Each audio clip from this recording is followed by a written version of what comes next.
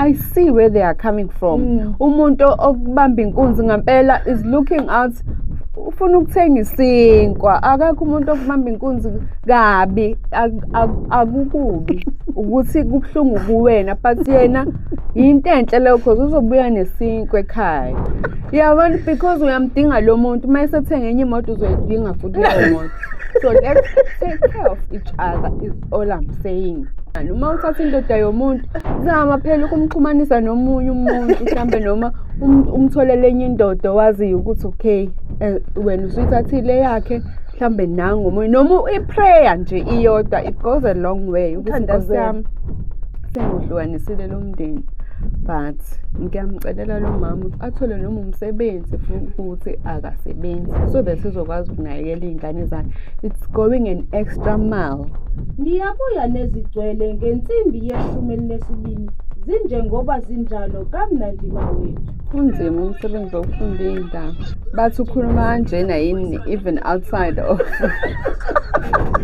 you see. A friend of mine from church invited me to MC. She was turning 21. Okay. So I did the research. Ngangi serious and very intentional about ukuthi nje ngizoqondisa uhlelo ngithi ngithinteke lapha ukubakhuthaza because also I come from a background yaka Love Life. I don't know if you yes, I remember. So Love Life is all about peer education, social ills, creating awareness around izinto lezi ezithinta umphakathi. So ngangi so manje minded ukuthi okay, this is the message that I want to get across because una 21 umuntu ona 21 ucabanga umshado, ucabanga abafana, ucabangani and you are dealing with ukuba fully developed as a woman but mhlamba wakabi nayo mental capacity yokuthi what does it mean to feel this way, what does it, you know. So ngangibafundisa nje mina lezo zinto lezo ke as someone who's coming from that background of self-awareness and youth development. Bahleka nakhona. Yathi mina kukulishani phela. Nani nibone ukuthi lento engisho iyiqiniso because I did my research. I'm not just sucking wonke lama details enginikeza wona. And then from there I started getting bookings. Okay. No, we want you to come and MC. We want you, there's someone getting married. So it was like, oh, okay, kunamanqushana akhona abahleki kuphela yabona khona into engenayo ngajabula ukuthi awulento yami ayimbi sekuhleka nawe manje sekuhleka nebhenki abasahleki bodwa bahleka kube khona into engenayo. So kwa nami futhi I think ngase ngikhulile in a way yokuthi I accepted everything about me, about who I am. Akukho esengi ashamed of khona, and I just embraced it. And the following year I started looking for other comedians because now I did have the awareness yokuthi khona into ekuthiwa stand up comedy. I would just watch it but as umuntu this is nice. Never to say I could do this. It's nice khona umsebenzi okanjeni. So once ngabona ke manje ukuthi imina lo I've been watching myself but nginganakile.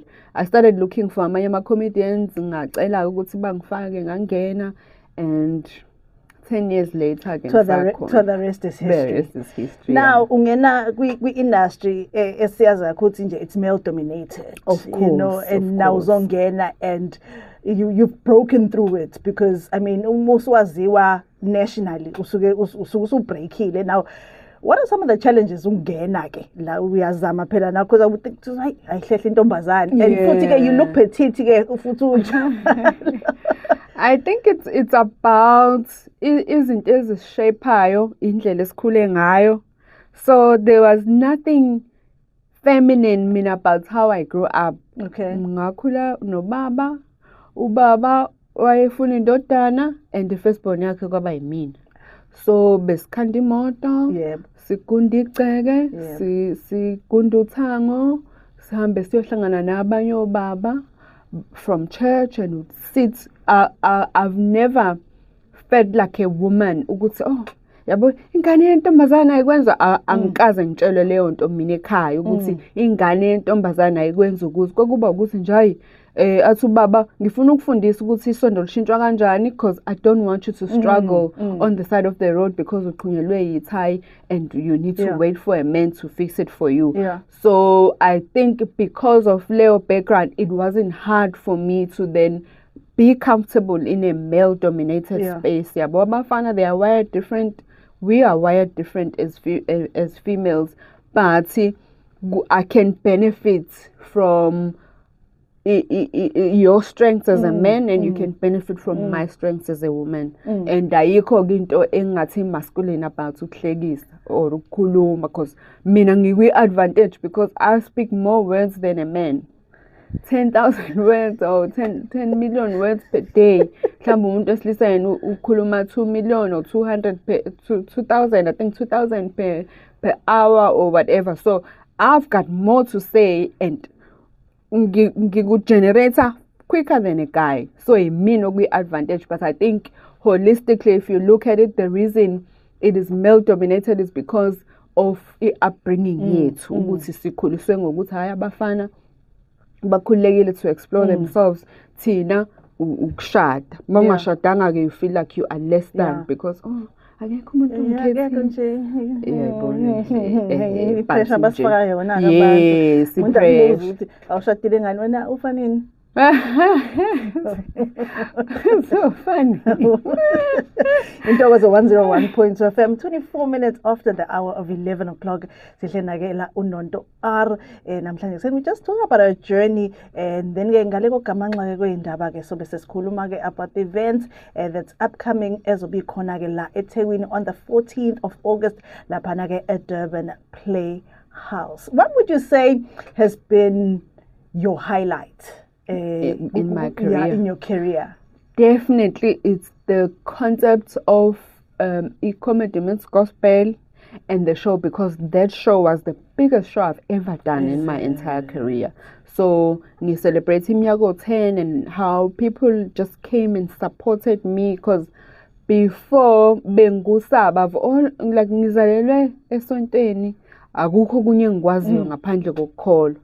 And but bengibuka society ukuthi everyone is entitled to how you are supposed to Christian your journey. Yes. So I sort of stayed away from it ngoba bengifuna freedom yokuthi ngizi-express as umuntu without ukuthi hayi ba umzalana akakhuluma nje, umzalana akagqoka kanje, umzalana yabo.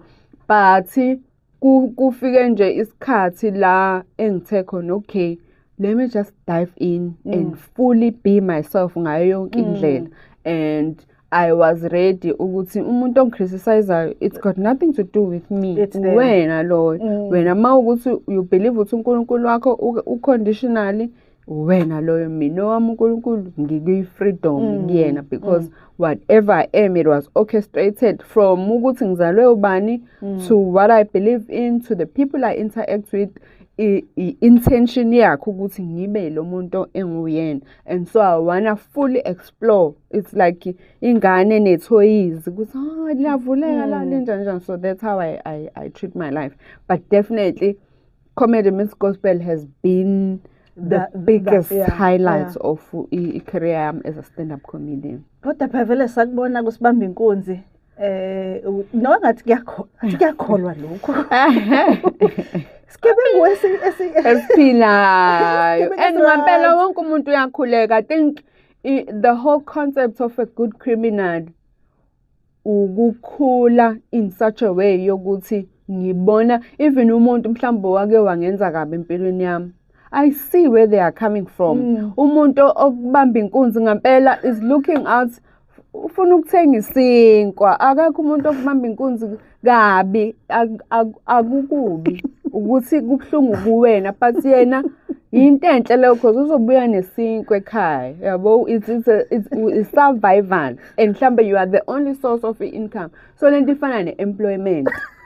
So if singathola indlela positive yokuthi okay mfethu kukhona malini lapho, mfethu le moto unayo insurance manje angifuni ukuthi ngiyithathe kanti uzolimala up to date lokhujana insurance yakho, okay no ngikhokhile right, awuqala ubafonele qala uze ukuthi le claim baya accept yini.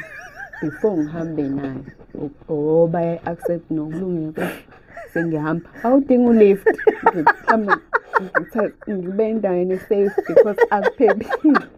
Yabona, because uyamdinga lo muntu uma esethenga enye imoto uzoyidinga futhi leyo moto. So let's take care of each other is all I'm saying. Yabo, sinakekelana. Uma uthatha indoda yomuntu, zama phela ukumxhumanisa nomunye umuntu, mhlambe noma umtholele enye indoda waziyo ukuthi okay, wena usuyithathile yakhe, mhlambe nangu omunye noma iprayer nje iyodwa, it goes a long way. Ukuthi Nkosi yami sengohlukanisile lo mndeni, but ngiyamcelela lo mama ukuthi athole noma umsebenzi futhi akasebenzi so that izokwazi ukunakekela izingane zakhe. It's going an extra mile in understanding ukuthi we are one as a people. If you suffer, nami ngizosufferish, but if I have good intentions ukuthi yes ngiyakulimaza, but I'm wishing you well in your journey to recovery. Mhlambe ngize ngirecommendele ne-therapist ezokusiza ukuthi njengoba ngiyithathile indoda yakho ke ungacabangi ukuthi inkinga ikuwena. Liyagamanxa ihora. You are not the problem. Just move the mic. Okay. It's not you, it's me. Yimi nobe attractive. Nje umuntu wakho kwathatheka ngephutha but wena qina. Ngiyabuya nezigcwele ngensimbi yeshumi elinesibini zinjengoba zinjalo kamnandi mawethu. Izindaba zeNtokozo FM azisitshoba zinjalo. Unzima umsebenzi wokufunda indaba. Ngithi unzima umsebenzi wokufunda indaba. Bathi ukhuluma kanjena yini even outside of. You see?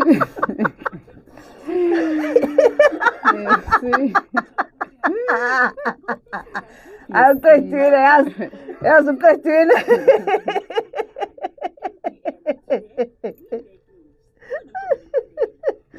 Awuqedile shame, awuqedile.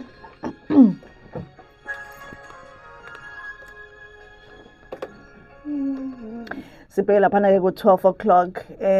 Khona ke uThabo uthi boss ozohlala nawe ke laphana ke from 12 until 3 o'clock ekunikeza khona ke indaba zasemini. Sahlele ke naye ke uNonto R lana ke emsakazweni wakhe Intokozo 101.2 FM.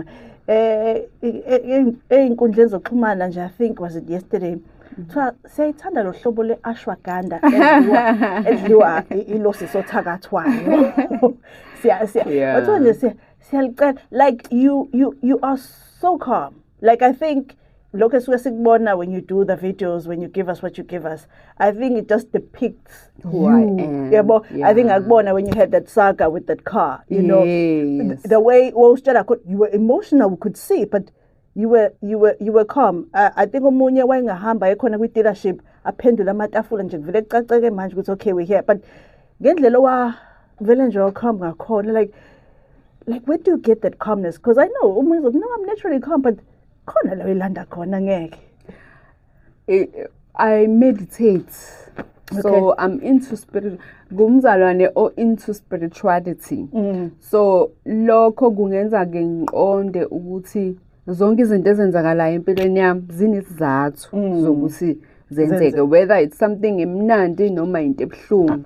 If ibhlungu ngiyaye ngincike yabo ukuthi lithi iBhayibheli uNkulunkulu usondelene nalabo abaneyinhliziyo ezibuhlungu. So it's an understanding yokuthi there is a reason why I'm on this journey, whether it's to learn something or to observe something or mhlawumbe ukuthi ngi-understande kangcono. So yonke into eyenzakalayo ngiyithatha ngaleyo ndlela nje ukuthi okay, even if ngingaba frustrated ukuthi but why did I have to go through this? Ngiyazi ukuthi ngizoyithola impendulo at the end of the day ukuthi oh, you went through this, because sometimes you will have a prayer yokuthi oh Nkosi, I want to be confident.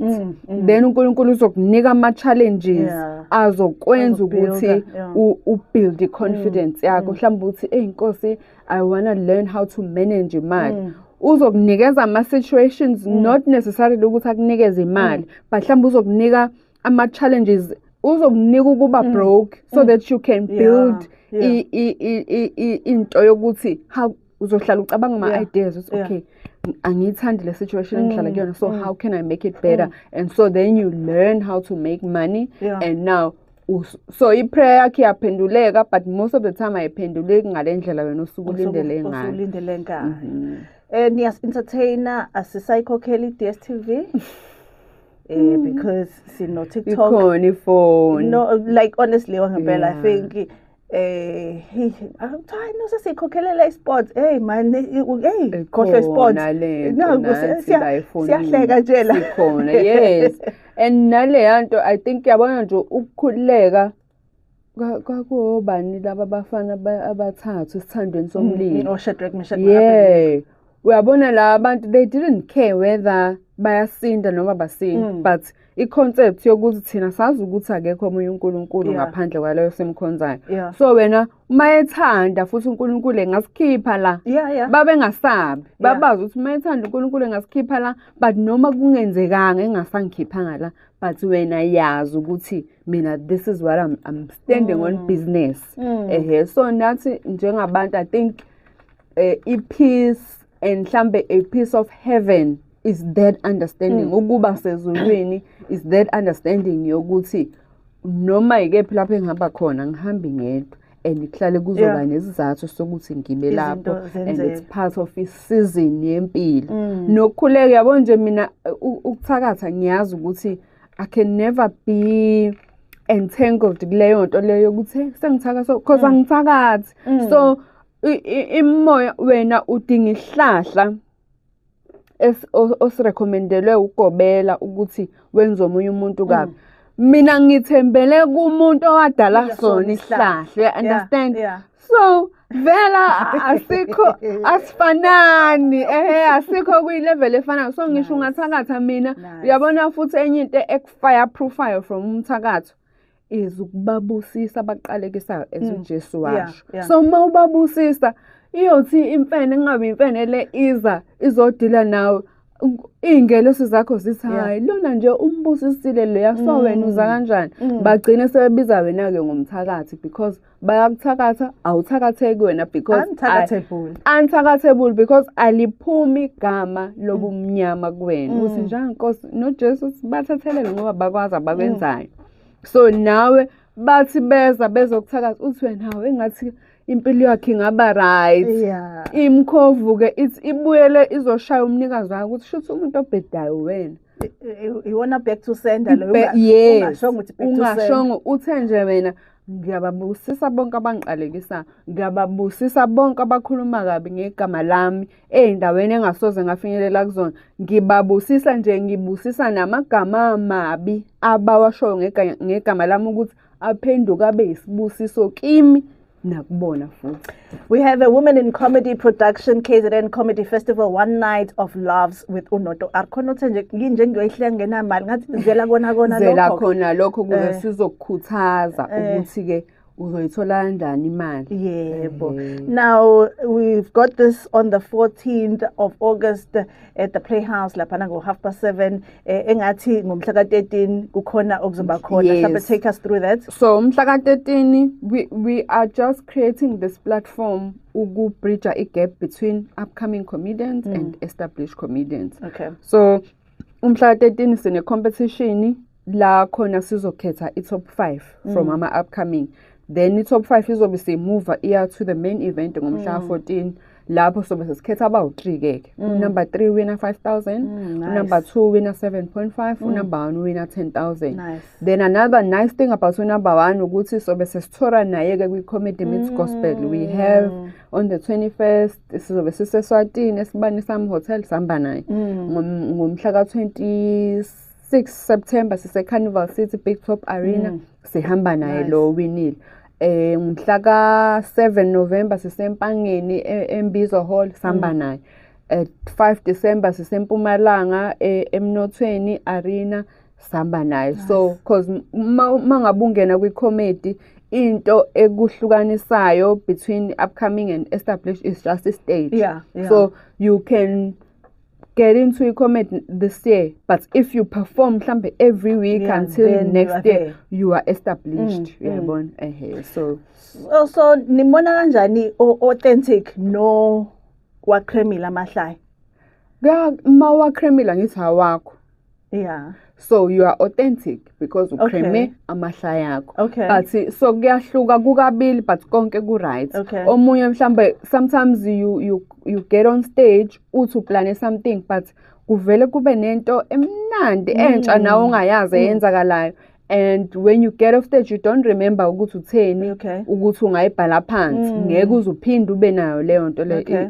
I believe ukuthi kusuke mhlambe kuyingelosi yamahlaya efikile yathi mana kancane wena uthi ngibangene yabo ibangene Yeah. kube mnandi but sometimes also you can prepare material ufika stage ufika uyisho nakhona futhi kube mnandi so it's a beautiful Yeah, okay. spiritual magical journey of being a stand-up comedian not only just me as a comedian but also with the audience With the because audience. ukuze mina lokho engikushoyo ni connect nakho it means ukuthi we are all connected in that moment mentally physically and spiritually sisemqondweni owodwa ukuthi ngenkathi ngiyisho mina into wena uyayibona ngoba uyayibona bese uyayihleka Kuyasiza nje nokuthi kube khona umuntu othi yazi ngikhokhile la ngikhokhele ukuzohleka noma kuthiwa uthi hello angihleki uzohleke he engakasho angihleki ngoba nje ngizohleka si connected so Yeah. bawu-2 right ke on the 14th silapha na Playhouse 7:30 who do we have there?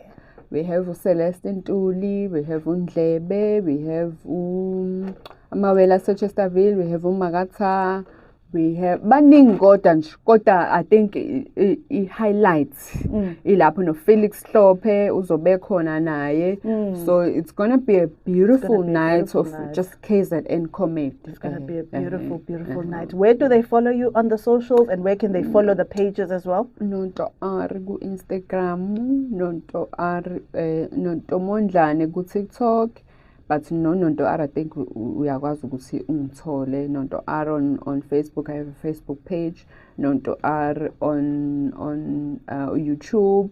So mangabe kukhona abantu abanama inquiries uyafona ku 081 382 1471 khona umuntu nje o professional ozokwazi ukuthi anisize lapho in terms of securing ama dates.